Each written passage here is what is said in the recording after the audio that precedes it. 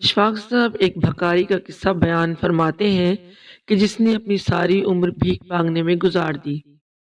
ये किसी भी जगह पर जाकर अपना घर यानी झोंपड़ी लगाकर बसा लिया करता था। उसने अपनी उम्र एक जगह से दूसरी जगह पर झोंपड़ी लगाने में गुजार दी। उसको जितनी भी भीख मिलती, ये एक एक रुपया करके इसको इकट्ठा करता रहता। ये रकम काफी सारी हो गई।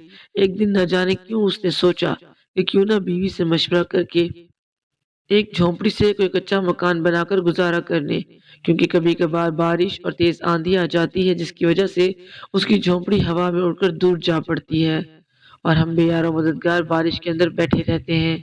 अब उसकी जिंदगी की सारी जमा पूंजी इकट्ठी हो चुकी थी। फिर उसने इरादा किया कि मैं एक सस्ती जगह से जमीन खरीद कर उसके ऊपर एक अच्छा सा कच्चा कमरा बना लूंगा। उसने एक दिन अपनी बीवी से मशवरा किया कि मैंने कुछ पैसे इकट्ठे कर रखे हैं, मैं किसी से एक दो मरले की जगह खरीद लेता हूँ, फिर इसी के अंदर हम एक अपना अच्छा सा कमरा बना लेंगे। उसकी बीवी ने कहा कि हमने तो सारी जिंदगी एक झोंपड़ी के अंदर गुजारी है और बाकी की जिंदगी भी गुजर जाएगी। वैसे भी अब सांसें ही कितनी बची हैं, न जाने कब बुलावा आ जाए। तुम छोड़ो मकान को, बची खुची जिंदगी ऐसे ही गुजार लेंगे। भिखारी कहने लगा कि तुम्हें भी ये बात मालूम है कि हम तेज तूफानी बारिश के अंदर बेयारो मददगार पड़े रहते हैं, जिसकी वजह से हमें तंगी होती है। इसलिए बेहतर है कि कहीं कोई कच्चा कमरा बना ही लेते हैं।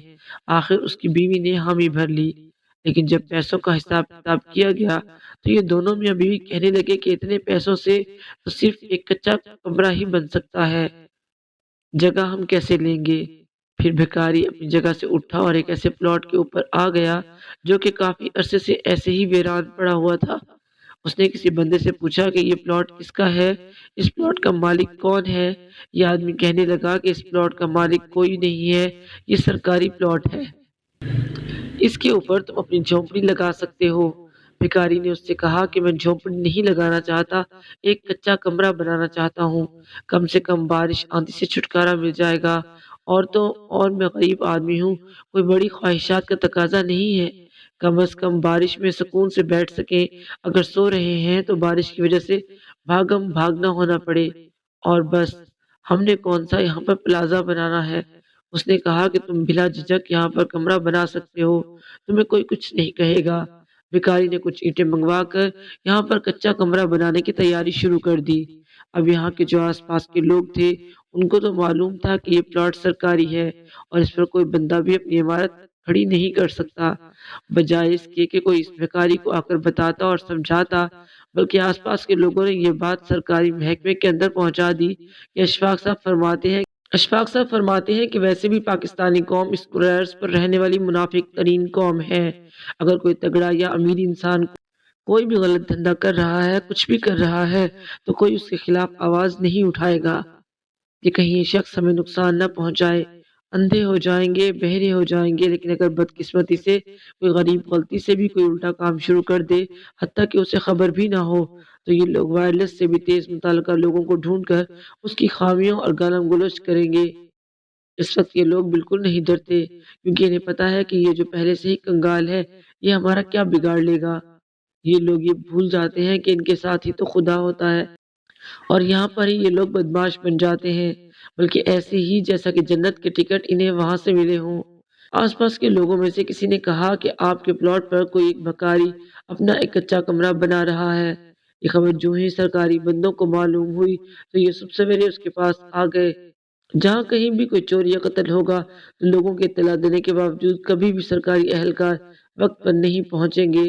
लेकिन जब कभी कहीं मुर्गों या कुत्तों की रही होगी तो ये लोग पता नहीं कैसे नाजिल हो जाते हैं, जबकि इन्हें कोई इत्तला भी नहीं देता। ये सिर्फ इस मुआशरे की मुनाफिकत है। खैर, सरकारी अहलकारों ने देखा तो काफी सारा कच्चा कमरा तैयार हो चुका था। ये सरकारी बंदे इस भिखारी से कहने लगे कि तुम्हें किसने इजाजत दी है यहाँ पर कमरा बनाने की। भिखारी कहने लगा कि साहब, ये जमीन तो काफी अरसे से ऐसे ही पड़ी थी, मैंने सोचा कि यहाँ पर एक कमरा बना लेता हूँ, जिससे कम से कम सर तो छुप जाएगा। अब तो काम मुकम्मल होने वाला है। ये मेरी सारी जिंदगी की जमा की हुई रकम थी जो मैंने इस कच्चे कमरे पर लगा दी। सरकारी बंदे कहने लगे कि तुम आज शाम तक अपना ये कमरा गिरा दो, अगर नहीं गिराओगे तो हम तुम्हें जेल के अंदर डाल देंगे। भिखारी कहने लगा कि साहब आप मेरे ऊपर मेहरबानी करें, जब भी आप इस प्लॉट की कीमत लगाएं या कोई खरीदे या आप कोई इमारत बनाएं तो मैं यहाँ से चला जाऊंगा। यहाँ पर तो मैं कुछ दिन गुजारना चाहता हूँ ताकि झोंपड़ी से छुटकारा मिल सके।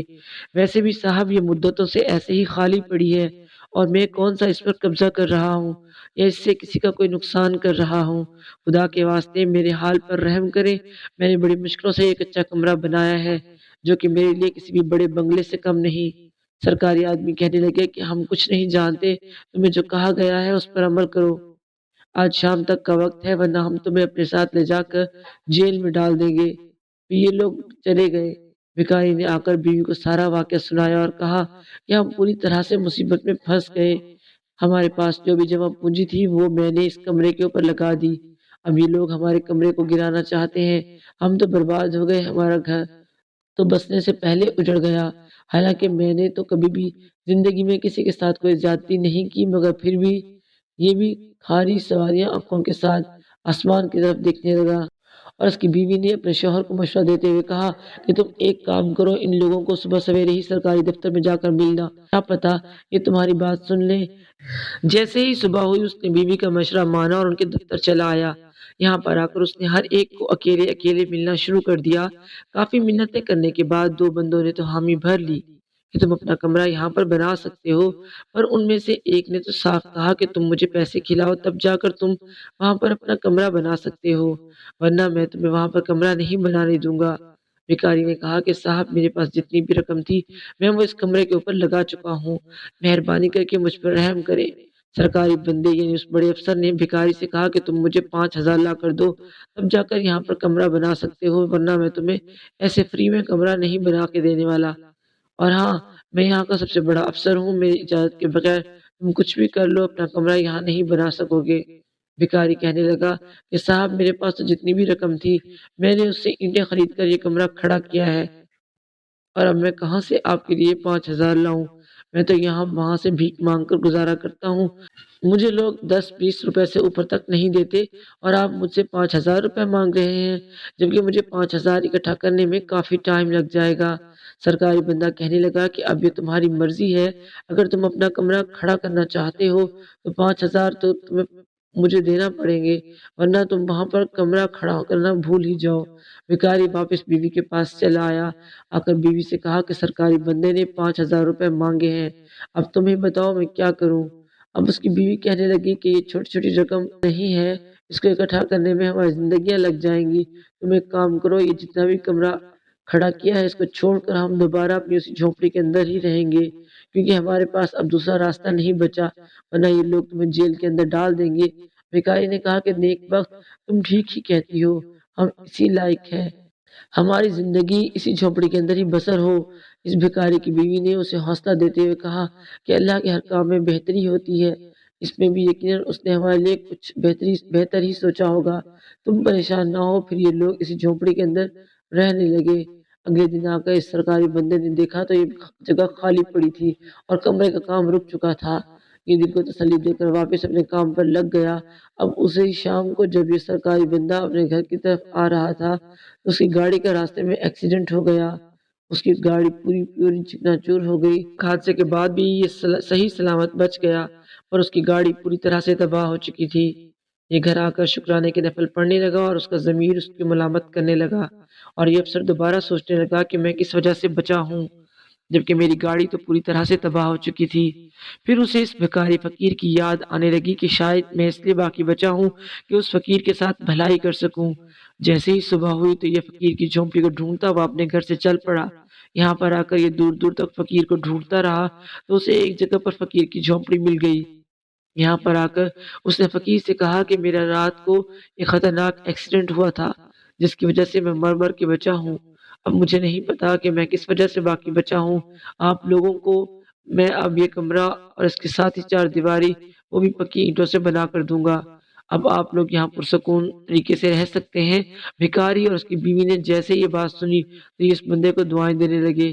फिर ये मियाँ बीवी आपस में बात करने लगे कि हम तो बड़ी मुश्किल से एक अच्छा मकान बनाने के बारे में सोच रहे थे, अल्लाह ताला ने हमारे लिए ऐसा वसीला बनाया कि मकान भी पक्का बना कर दे रहे हैं और चार दीवारी की भी ہمیں اور کیا ضرورت؟